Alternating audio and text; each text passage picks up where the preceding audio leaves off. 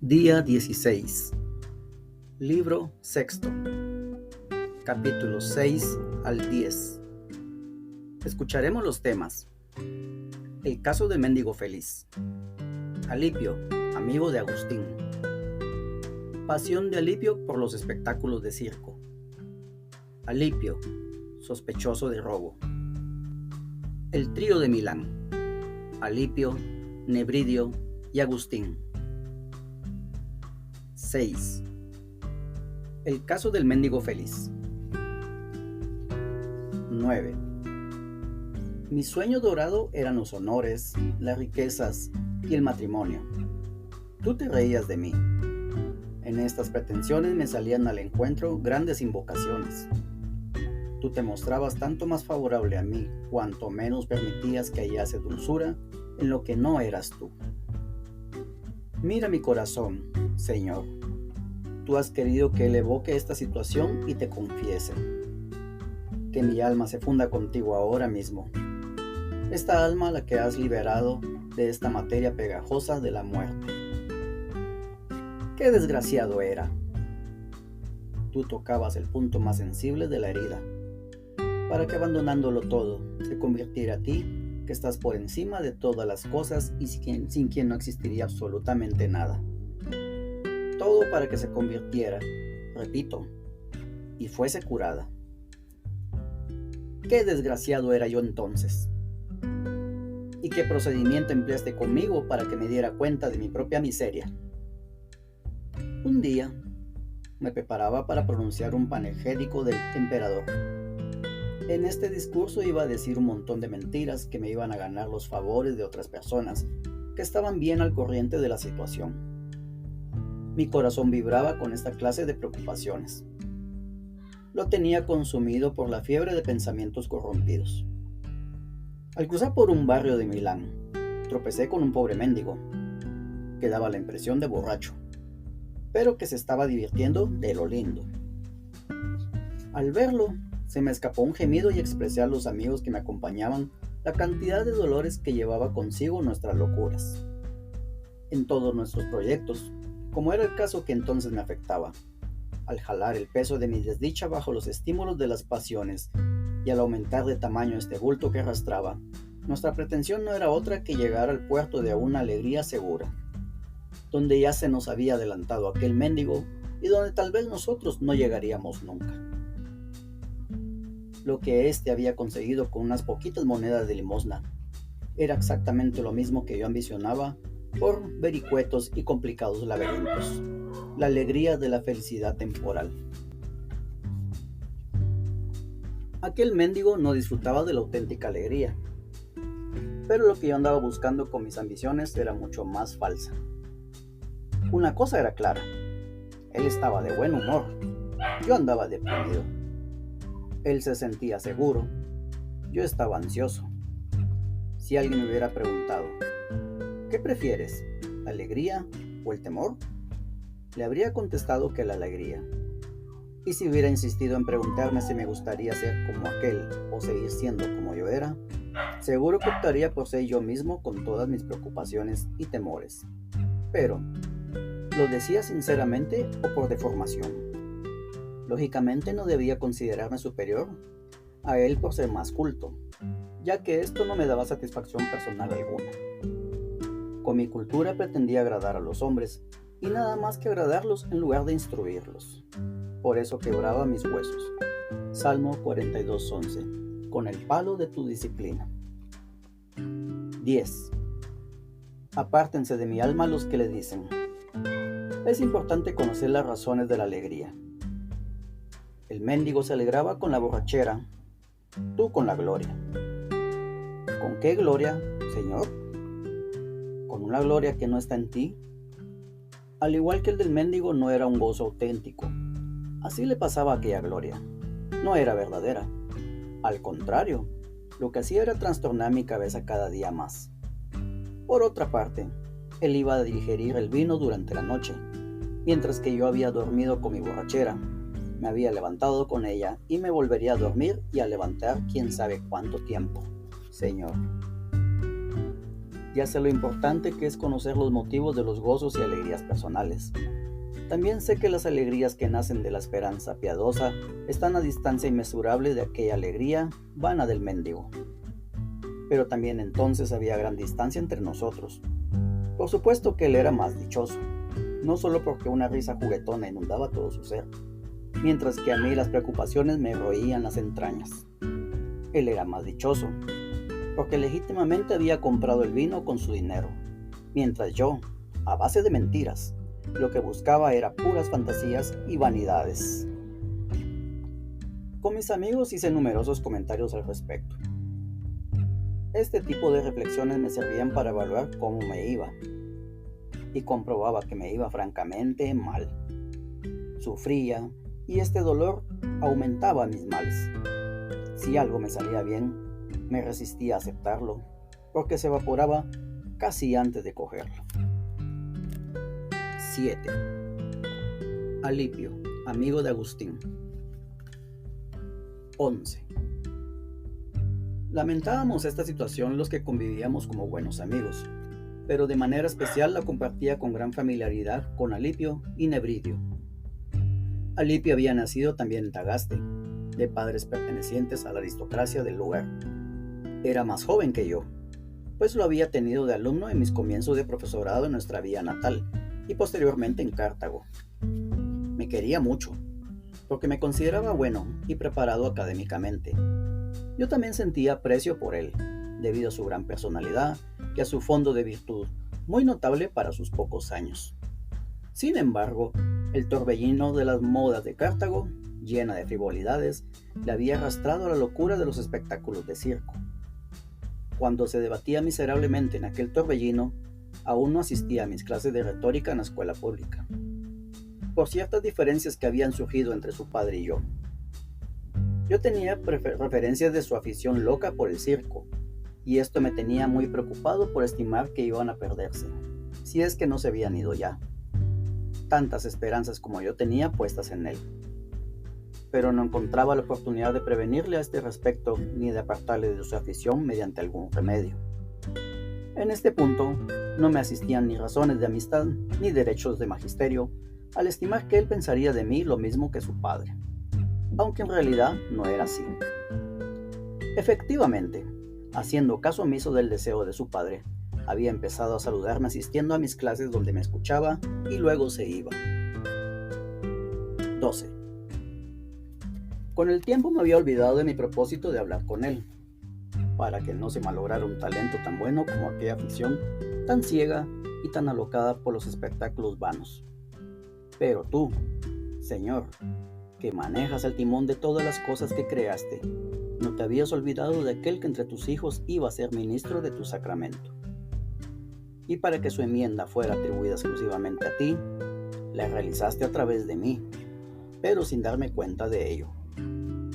Un día, estaba sentado en el lugar de costumbre, rodeado de mis alumnos, cuando llegó Alipio. Saludó, se sentó y centró su atención en el tema que yo estaba tratando. Casualmente traía entre manos un texto para cuyo comentario me pareció oportuno emplear el ejemplo de los espectáculos circenses, para hacer más atractivo y comprensible el tema, al mismo tiempo que ponía en ridículo con expresiones mordaces a todos aquellos que estaban esclavizados por aquella locura.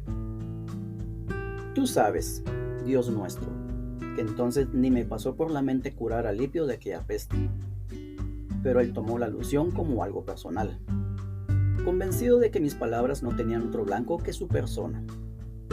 Lo que otro habría tomado como pretexto para sentirse molesto conmigo, este honrado muchacho lo tomó tan como ocasión para enojarse consigo mismo y para sentir más simpatía por mi persona. Ya había expresado tú en otra época y habías dejado sentado en tus escrituras: reprende al sabio y te amará. Proverbios 9:8. Yo no había reprendido a este joven, sino que tú, al servirte de todos, conscientes o no, según los designios ordenados por ti, designios que no son justos, hiciste de mi corazón y de mi lengua brasas candentes para cauterizar y luego sanar aquella alma que tenía un futuro esperanzador, pero que actualmente se estaba consumiendo. Que silencie, Señor, tus alabanzas el que no estima tu ternura. Esta ternura es la que te confiesas desde lo más íntimo de mi ser. Alipio, tras mis palabras, salió de aquel abismo tan profundo en que tan a gusto se estaba hundiendo y cuyo maravilloso encanto le fascinaba. Limpió su espíritu con una templanza tonificante y alejó de él toda la basura de los espectáculos circenses. Nunca más volvió a ir al circo. Luego, venció la intransigencia de su padre, que terminó aceptando que fuera su maestro. Comenzó de nuevo a ser mi oyente. Se vio envuelto conmigo en la superstición de los maniqueos. En ellos admiraba la ostentación de austeridad, que él creía auténtica y sincera, aunque de hecho esta austeridad no pasaba de pura ficción y fascinación seductora, para cazar almas valiosas que aún eran inexpertas en el campo de la virtud, y por eso eran fáciles de engañar con las apariencias superficiales de una virtud postiza y simulada. 8. Pasión de Alipio por los espectáculos del circo. 13.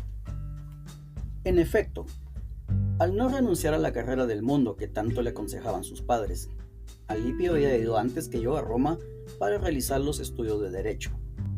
Aquí se dejó cautivar de nuevo, de una manera increíble y con un encanto sorprendente, por los espectáculos de gladiadores. Mientras evitaba y aborrecía estos tipos de espectáculos, ocurrió que cierto día, al toparse casualmente con unos amigos y con discípulos que venían de comer, y a pesar de sus enérgicas protestas y de su resistencia, le presionaron para ir al anfiteatro con ocasión de celebrarse espectáculos crueles y sangrientos. Él les decía: pueden arrastrar mi cuerpo a aquel lugar y hacer que ocupe un asiento, pero no podrán conseguir que mi alma y mis ojos contemplen ese espectáculo.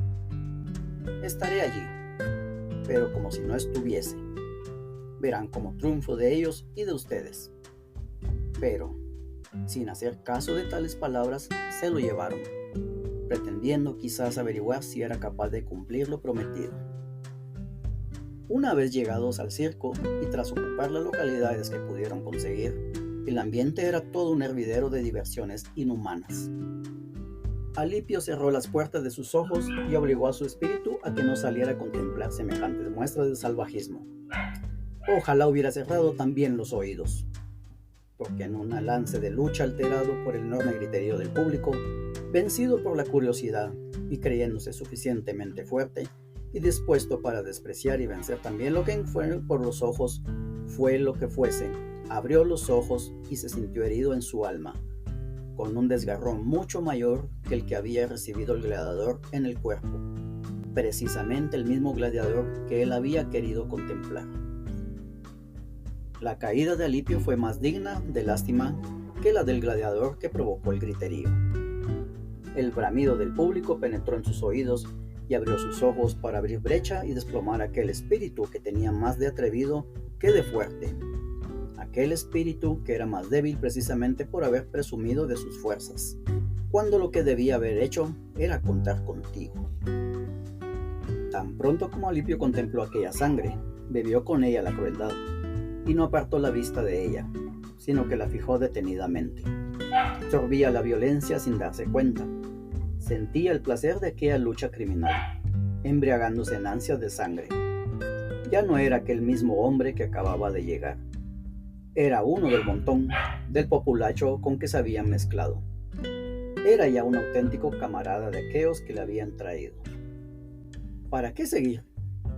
Contempló el espectáculo, gritó, se entusiasmó, de ahí se llevó consigo la locura que iba a servirle de estímulo para volver no ya en compañía de quienes lo trajeron aquel día, sino para volver sin ellos arrastrando consigo a otros. A pesar de todo esto, tú, con tu mano muy poderosa y misericordiosa, le liberaste, enseñándole no a confiar en sí mismo, sino a poner su confianza en ti. Pero esto ocurrió mucho más adelante. 9. Alipio, sospechoso de robo. 14. Todo este tipo de experiencias se iba almacenando en su memoria como si fuera una reserva medicinal. y a cuanto viene el incidente de que fue objeto siendo estudiante y oyente mío en Cartago. Por el mediodía, mientras andaba pensativo por la plaza reflexionando sobre el tema de declamación, según la costumbre de estudiantes, permitiste que los guardias del foro lo detuvieran por ladrón.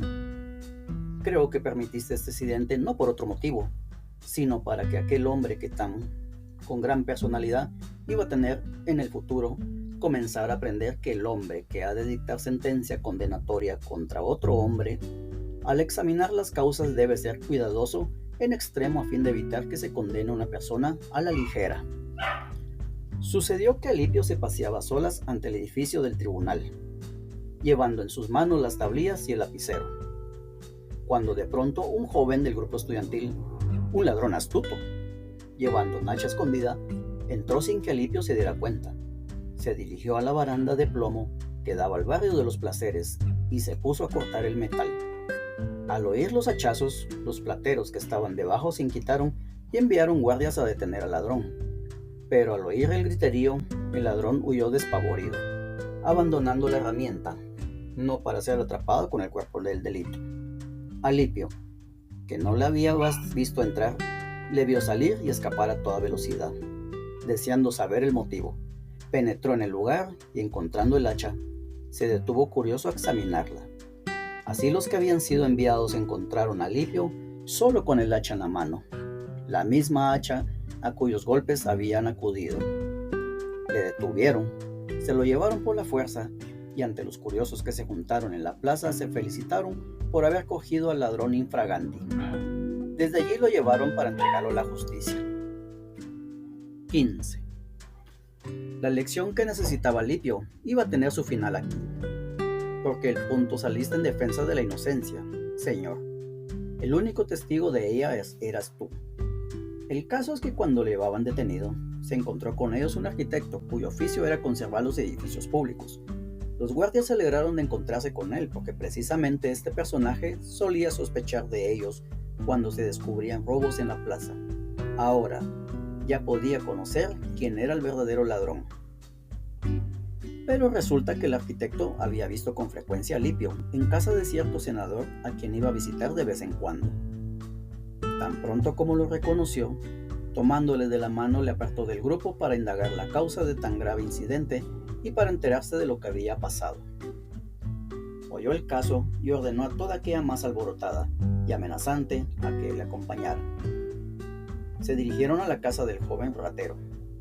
A la puerta se encontraba un muchachito de tierna edad, quien precisamente, por ser un pequeño, no era fácil que sospechara iba a suceder mal alguno a su amo. El niño podía decirlo todo, ya que le había acompañado al foro. Habiéndole reconocido a Alipio, se lo comunicó al arquitecto. Este, enseñando el hacha al niño, le preguntó si sabía de quién era. «Nuestra», contestó el niño sin demora. Luego, tras un interrogatorio más detenido, descubrió el resto. De esta manera, la acusación recayó sobre aquella casa, ante la sorpresa del gentío que ya había empezado a celebrar su triunfo sobre Alipio. Este, que un día iba a ser el dispensador de tu palabra y examinador de muchas causas en tu iglesia, salió experimentado y aleccionado. 10. El trío de Milán: Alipio, Nebridio y Agustín. 16. Cuando lo encontré en Roma, Alipio se apegó a mi persona con un lazo de amistad muy fuerte. Partió conmigo a Milán por dos razones: para no separarse de mí y para hacer algunas prácticas de derecho, pues había acabado la carrera más por agradar a sus padres que por gusto propio. Por 3 veces había ejercido el cargo de asesor jurídico con una integridad que causaba admiración de todos. Él se extrañaba de que hubiera magistrados que anteponían el dinero a la honestidad profesional. Esta integridad fue puesta a prueba no solo con los incentivos de la ambición, sino con la intimidación y el chantaje. En Roma hacía de asesor jurídico del conde que tenía a su cargo las finanzas de las tropas italianas. Por aquellas mismas fechas había un senador de mucha influencia, que manipulaba a mucha gente a costa de hacerles favores. A muchos otros les tenía dominados por el terror. Siguiendo métodos despóticos, se le antojó realizar un proyecto que no estaba de acuerdo con las leyes. Alipio se opuso. Le prometieron una recompensa, pero él la rechazó como una broma. Luego vinieron las amenazas, pero él pasó por encima de ellas ante la admiración general de Temple tan extraordinario que se había enfrentado a un hombre tan poderoso y tan experto en los 1000 recursos de que se servía para obligar a la gente o para manejarla. A este senador no había nadie que no quisiera tenerle como amigo. Tampoco había nadie que dejara de temerle como enemigo. Incluso el mismo juez que tenía a Alipio como asesor no quería que el senador llevara a cabo su proyecto, pero tampoco se atrevía a darle una negativa formal. Se limitaba a descargar la responsabilidad sobre Alipio, afirmando que éste no daba su aprobación al proyecto. Por otra parte, si él actuaba por su cuenta, Alipio presentaría su renuncia. Solo la afición a los libros estuvo a punto de quebrar su honradez e integridad personal. Había ido consiguiendo a título personal copia de códices, aprovechando de las tarifas vigentes solo para los tribunales. Pero tras consultar a la justicia, se inclinó por lo mejor, prefiriendo la equidad que se le prohibía, al poder que se le consentía. Serán pequeñeces, pero el que se mostró digno de confianza en cosas sin importancia, será digno de confianza también en las importantes. Lucas 16:10. En modo alguno puede ser algo vacío lo que procede de la boca de tu verdad. Si ustedes han administrado mal el maldito dinero, ¿quién va a confiar los bienes verdaderos? Y si no se han mostrado dignos de confianza en cosas ajenas, ¿quién les confiaría los bienes que son realmente nuestros? Lucas 16:11-12. Así era entonces Alipio, y tal era su amistad conmigo. Compartimos las dos la perplejidad en torno a la decisión sobre si íbamos a dar a nuestras vidas. 17.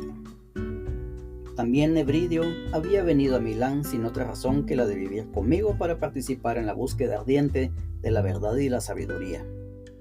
Para ello había abandonado su ciudad natal, cerca de Cartago. Había dicho adiós a la misma Cartago, a donde viajaba con frecuencia. Había abandonado la magnífica finca de su padre, había dejado su casa y había dicho adiós a su madre que no le acompañaría en el viaje. Al igual que nosotros, Nebridio también andaba perplejo y anhelante. Era un investigador apasionado de la felicidad humana y un explorador muy profundo de las cuestiones más intrincadas. Éramos 3 bocas ansiosas. Éramos 3 indigentes que compartíamos nuestra hambre y nuestra miseria. Teníamos nuestra esperanza puesta en ti, en que nos dieras alimento en el tiempo oportuno.